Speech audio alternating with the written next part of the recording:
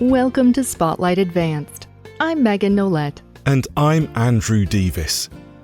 Spotlight uses a special English method of broadcasting. It is easier for people to understand, no matter where in the world they live.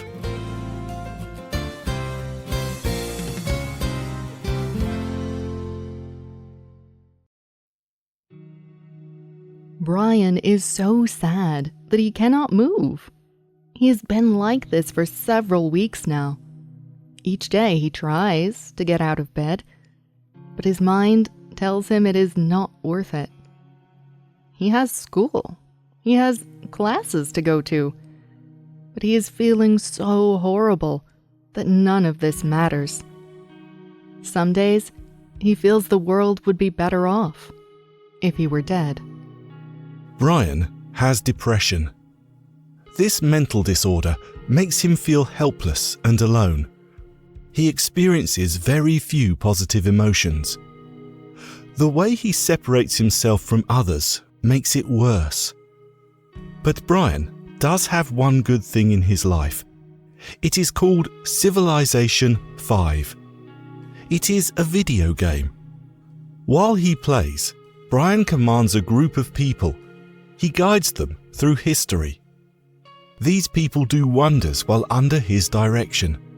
They build cities and go to the moon. Brian cannot control much in his life, but he can when he plays Civilization V. It reminds him that he is able to do things while he waits for his depression to lift. You may be used to hearing about the dangers of video games. They can be addictive. They can prevent the development of social skills in young children. But there is evidence that video games can help people as well. Today's Spotlight is on video games and mental health. There is a name for what Brian is doing. It is called escapism. Escapism is when a person uses stories and media to forget the world around them.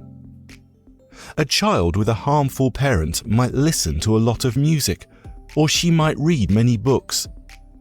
These forms of media bring her joy. They help her see that the world can be a good place. Escapism can be dangerous. Sometimes people escape from situations they should address. If a man is in a bad relationship, he might need to end it.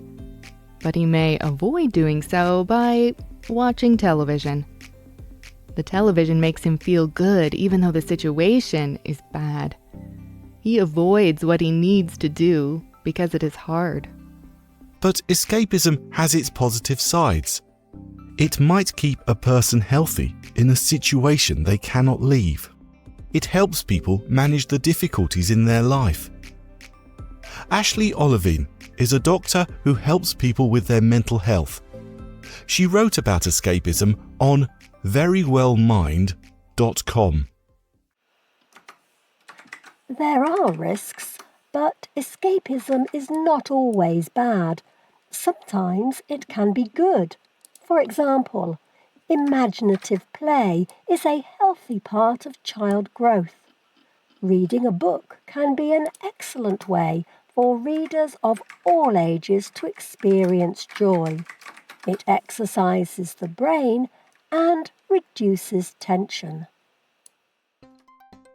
Video games offer a special form of escapism. Like other forms of media, they offer players a way to imagine they are somewhere else, but a person can act in a video game. They have some form of control. A player may identify more with the character on screen. The character's achievements become the player's.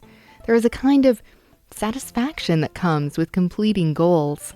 Johnny Chiodini is an English games journalist who lives with depression.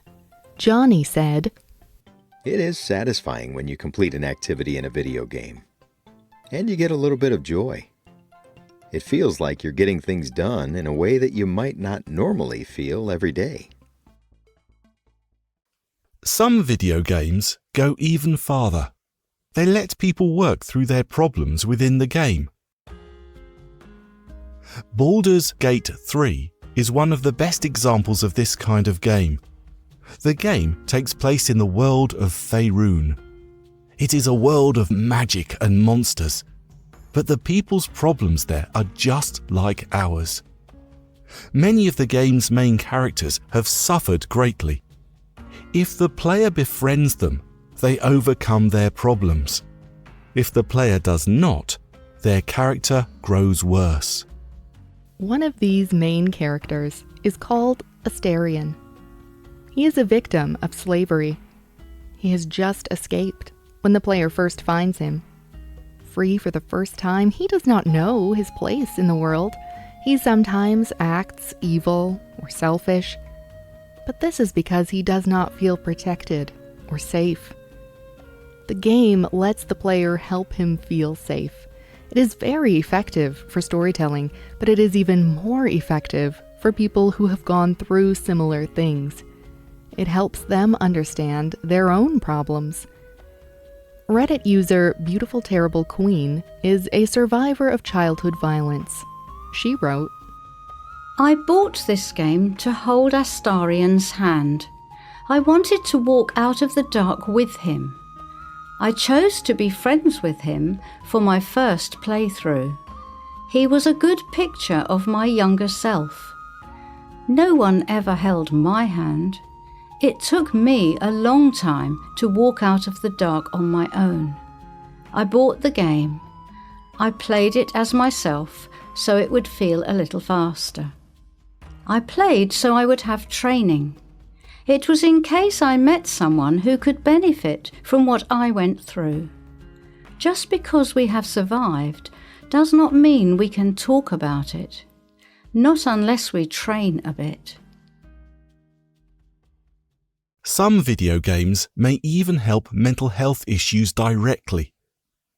In 2017, experts at Oxford University studied post-traumatic stress disorder, or PTSD. This mental illness forms when a person experiences a difficult event, like a car crash or living through war.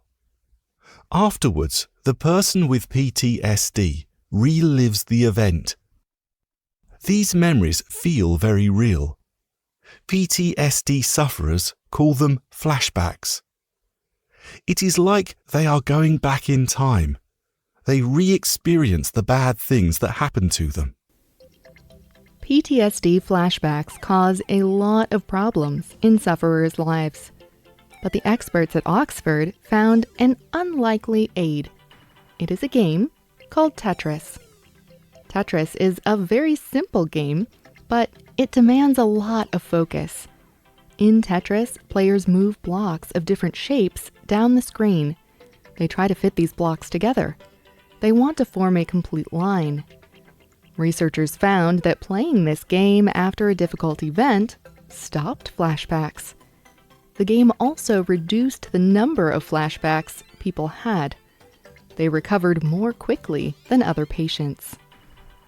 Not every video game is helpful, and many people do not use video games in healthy ways. Some video games are hard to stop playing. They may portray violence and sexuality in an unhealthy way. Some may encourage unhealthy behavior like gambling. But this is true of many other forms of media. These may have negative effects on people, but it also may affect them positively. For many people with mental health problems, the latter may be more true than the former. It all depends on the person.